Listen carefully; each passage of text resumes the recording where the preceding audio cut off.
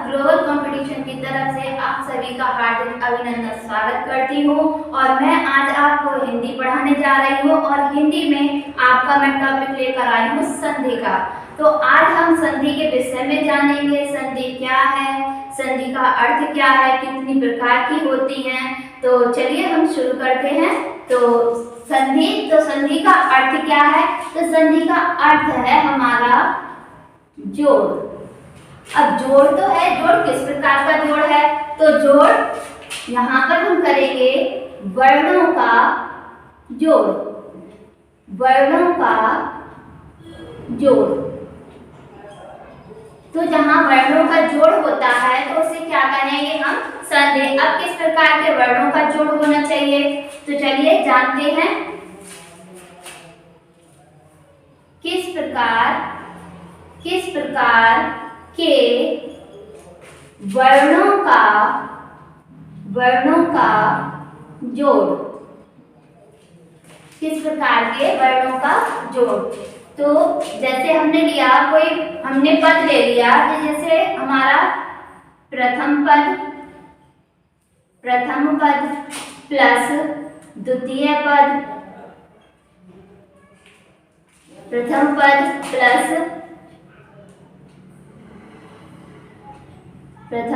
Plus द्वितीय पद।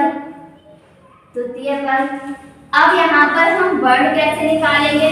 तो प्रथम पद का अंतिम वर्ण और प्लस द्वितीय पद का हमारा प्रथम वर्ण। तो जब ये दोनों वर्ण प्रथम पद का अंतिम वर्ण और द्वितीय पद का प्रथम वर्ण, जब ये दोनों आपस में मिलते हैं तो एक नया वर्ण बनाते हैं। और इस नए वर्ण को जब हम इन दोनों पदों के बीच में रखते हैं तो इस प्रक्रिया को संधि कहा जाता है। जैसे हमने एक उदाहरण ले लिया, देवालय। संधि विच्छेद करेंगे, देव प्लस आलय, ये है हमारा देव प्लस आलय। तो देव को हम क्या करेंगे? विच्छेद करेंगे। तो देव बाहर अंत हो जाएगा, इसमें से निकलेगा हमारा आ, प्लस द्वितीय पद हमारा क्या है? आलय। और आलय का प्रथम वर्ण क्या है? हमारा दीर्घ आ। अब देखिए प्रथम पद का अंतिम वर्ण आ है और आलय का, तो द्वितीय पद का हमारा प्रथम वर्ण क्या है? आ है। अब इन दोनों वर्णों को मिलाने से एक नया वर्ण बना।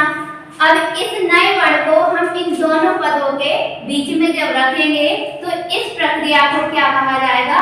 संधि कहा जाएगा। जैसे देव बा आधा है, तो इस आधे बा को क्या करेंगे? हम पूरा करेंगे। तो ये आ, दीर्घ आ बा में मिला देंगे तो बनेगा हमारा आ, बन जाएगा पूरा। यहाँ पर क्या बन जाएगा? हमारा आ। और इधर हमारा क्या ले लेंगे हम? ले। मिला दीजिए, देवालय। इस प्रक्रिया को ही हम क्या कहेंगे? संधि कहेंगे। इस प्रक्रिया को संधि कहेंगे। तो इसी बिहाफ पे हम परिभाषा बनाएंगे। तो चलिए परिभाषा शुरू करते हैं। नंबर 1, परिभाषा। देखिए परिभाषा जो किताबी परिभाषा है उसको हम पहले लिखेंगे। तो नंबर 1 करके लिखेंगे, प्रथम पद का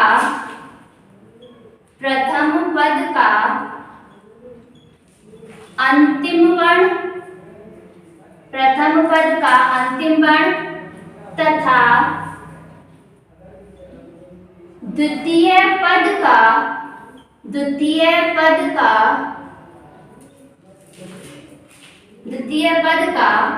प्रथम वर्ण।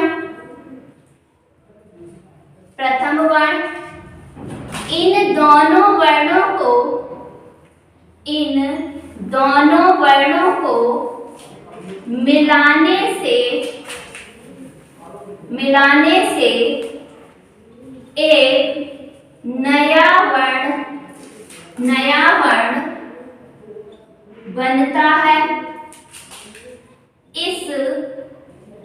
नए वर्ण को, इस नए वर्ण को दोनों पदों के, इस नए वर्ण को दोनों पदों के, दोनों पदों के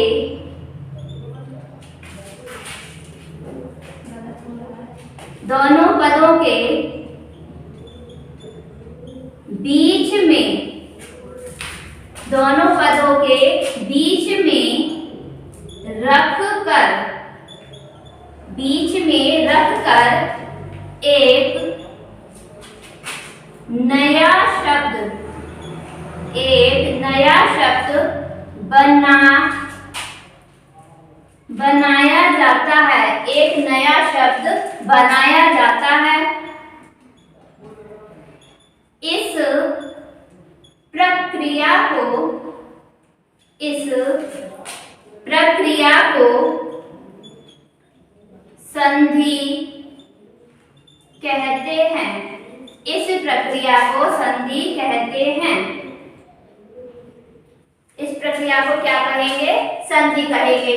तो हमने संधि को जाना कि संधि क्या है? संधि का अर्थ होता है जोड़। तो किन का जोड़? वर्णों का जोड़। तो जब किस प्रकार के वर्णों का जोड़?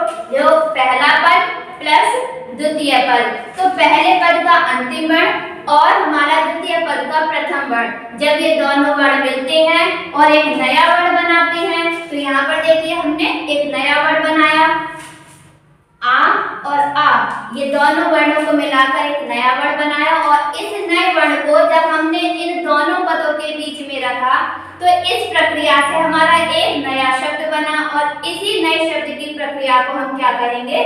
संधि कहेंगे। तो चलिए आगे हम जानते हैं संधि कितने प्रकार की होती है। संधि के प्रकार, तो चलिए संधि के प्रकार जानते हैं। संधि कितने प्रकार की होती है? तो मुख्य रूप से संधि 3 प्रकार की होती है। कौन कौन सी? तो जानते हैं हम। नंबर 1 स्वर संधि, नंबर 1 स्वर संधि, नंबर 2 व्यंजन संधि, नंबर 2 व्यंजन संधि, नंबर 3 विसर्ग संधि, नंबर 3 विसर्ग संधि। तो संधियों के जो प्रकार हैं मुख्य रूप से कितने प्रकार हैं? 3 प्रकार हैं, स्वर संधि, व्यंजन संधि और विसर्ग संधि। तो चलिए हम इन संधियों में सबको क्रम वाइज क्रम पढ़ेंगे।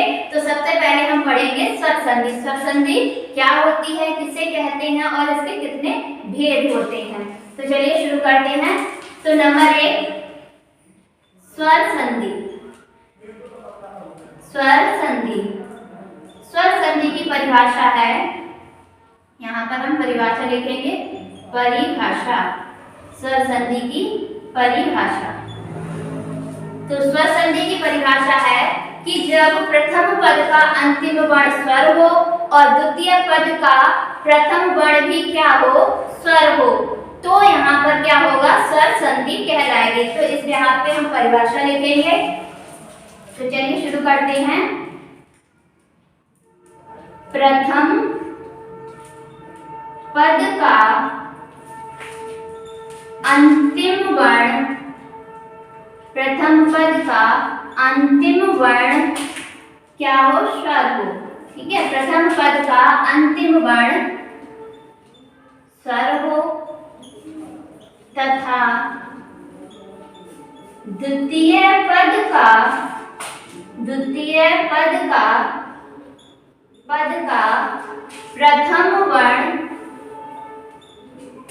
प्रथम वर्ण भी स्वर हो, तो इस प्रकार की संधि को स्वर संधि कहते हैं।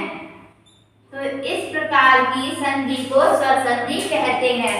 तो क्या हो? स्वर संधि में प्रथम पद का अंतिम वर्ण स्वर हो तथा द्वितीय पद का प्रथम वर्ण क्या हो?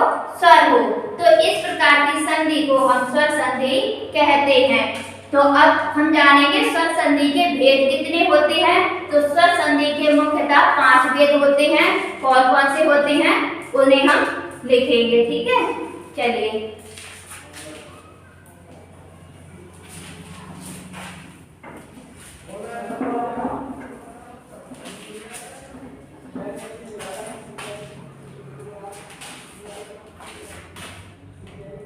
स्वर संधि के भेद, स्वर संधि के भेद। तो चलिए स्वर संधि के कितने भेद हैं, तो स्वर संधि के 5 भेद, 5 भेद होते हैं, होते हैं।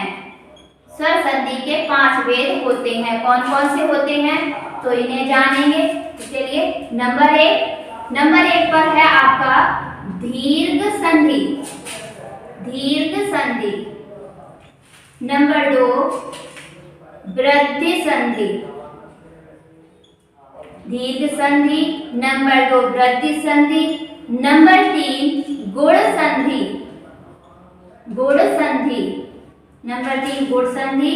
नंबर 4 यड़ संधि, यड़ संधि। और नंबर 5 अयाद संधि, अयाद संधि। तो ये मुख्य रूप से हमारी स्वर संधियां कितने प्रकार की होती हैं, इनके कितने भेद होते हैं, 5 भेद होते हैं। तो कौन कौन से, नंबर 1 दीर्घ संधि, नंबर 2 वृद्धि संधि, नंबर 3 गुण संधि, नंबर 4 यड़ संधि और नंबर 5 अयाद संधि। तो इन सारी संधियों को हम क्रम वाइज क्रम पढ़ेंगे, लेकिन अभी हम इसमें दीर्घ संधि पढ़ेंगे। तो थोड़ा दीर्घ संधि में जानते हैं, आगे की चर्चा हम इसमें करेंगे। आगे बढ़ते हैं। तो स्वर संधि के हमने भेद जाने कितने होते हैं, तो उसमें से सबसे पहले हम दीर्घ संधि पढ़ते हैं। तो दीर्घ संधि का जो सूत्र है वो क्या है, तो दीर्घ संधि का सूत्र, दीर्घ संधि का सूत्र, दीर्घ संधि का सूत्र है अपह, अपह सवर्णे, अपह सवर्णे दीर्घ, अपह सवर्णे दीर्घ। अब यहाँ पर अपह जो है, अप का अर्थ क्या है, अप माने अप प्रत्याहार, अप प्रत्याहार। तो अप प्रत्याहार कौन कौन से होते हैं ये जानेंगे। तो अप प्रत्याहार में आते हैं हमारे आ, ई, उ, री, अप प्रत्याहार। सवर्णे का अर्थ है अप प्रत्याहार, वर्ण के आने पर, वर्ण के आने पर इसका, इसका दीर्घ हो जाता है, इसका दीर्घ हो जाता है, जाता है। यदि अप प्रत्याहार आ रहे हैं तो अप प्रत्याहार के समान जो वर्ण आते हैं तो इसका दीर्घ हो जाता है। तो अप प्रत्याहार के समान कौन कौन से वर्ण हैं, तो यहाँ पर हम लिखेंगे जैसे अप प्रत्याहार और यहाँ पर लिखेंगे हम समान वर्ण, समान वर्ण। तो समान वर्ण कौन कौन से हैं तो इसे जानते हैं। तो समान वर्ण में आएगा आपका आ, ई, उ, री। तो समान वर्ण में आपके आएंगे दीर्घ आ, दीर्घ ई, दीर्घ उ और दीर्घ री। तो इन्हीं के समान जब ये वर्ण आते हैं, तो अप प्रत्याहार के समान जब वर्ण आते हैं तो इनका क्या हो जाता है, दीर्घ हो जाता है। तो इस लिहाज से हम परिभाषा बनाएंगे कि जब अप प्रत्याहार के समान वर्ण आए तो उनका दीर्घ हो जाता है। तो चलिए इस यहाँ पर थोड़ा नियम जानते हैं कि आगे संधि का नियम क्या है। तो दीर्घ संधि का नियम है, नियम दीर्घ संधि का नियम, जैसे यहाँ पर हमारा आय ह्रस्व आ, दीर्घ आ प्लस दीर्घ आ, ह्रस्व आ, तो इनका क्या हो जाएगा, दीर्घ आ, ह्रस्व ई, दीर्घ ई प्लस दीर्घ ई, ह्रस्व ई आने पर दीर्घ हो जाता है, ह्रस्व उ, दीर्घ उ प्लस दीर्घ उ, हर्षव उ आने पर दीर्घ उ हो जाता है। हर्षव री दीर्घ री प्लस दीर्घ री हर्षव री आने पर इसका दीर्घ हो जाता है। तो ये वर्ड हमारे क्या कहलाते हैं? दीर्घ संधि के नियम कहलाते हैं। इन्हीं से हम जो भी हम उदाहरण लेंगे बनाएंगे वो किससे बनाएंगे? तो इसके आधार पर हम सारे उदाहरणों को बनाएंगे। तो ये क्या कहलाएंगे? दीर्घ वर्ण। दीर्घ वर्ण। तो चलिए एक उदाहरण लेकर बताते हैं कि किस प्रकार हम इस नियम को उन वर्णों में फॉलो करेंगे। तो जैसे हमने लिया यहाँ पर परमार्थ, परमार्थ, इसका संधि विच्छेद करेंगे, इसका संधि विच्छेद करेंगे तो परम प्लस अर्थ, परम प्लस अर्थ। तो परम का क्या करेंगे? हम इसका विच्छेद करेंगे तो परम मा हलंत हो जाएगा, इसमें से निकलेगा हमारा आ और इधर क्या है हमारा आ। तो दोनों ही हर्षव आ है। अब इन दोनों हर्षव आ को मिलाने से यहाँ पर बनेगा हमारा दीर्घ आ और इधर हमारा क्या बचा है? परम प्लस दीर्घ आ और प्लस यहाँ पर हमारा क्या बचा? त्र। अब बराबर करके इसमें मिला दीजिए। देखिए प रा दोनों पूरे हैं और माँ हमारा क्या है? आधा है, इसकी आधी मात्रा है। तो इसको पूरा करने के लिए हम क्या करेंगे? इस आ को माँ में मिला देंगे तो हमारा बनेगा परम और इधर हमारा क्या बचा है? प्र। इसे इसमें जोड़ देंगे, बन जाएगा हमारा परमार्थ। तो ये प्रक्रिया क्या कहलाएगी? संधि कहलाएगी। तो इसी तरह हम सारी संधियों को आगे बढ़ेंगे। आज के लिए बस इतना ही और हमारे चैनल को सब्सक्राइब करें, लाइक करें, बेल आइकन को दबाएं ताकि आपको समय पर वीडियोस हमारी सारी मिलती रहें। थैंक यू, धन्यवाद।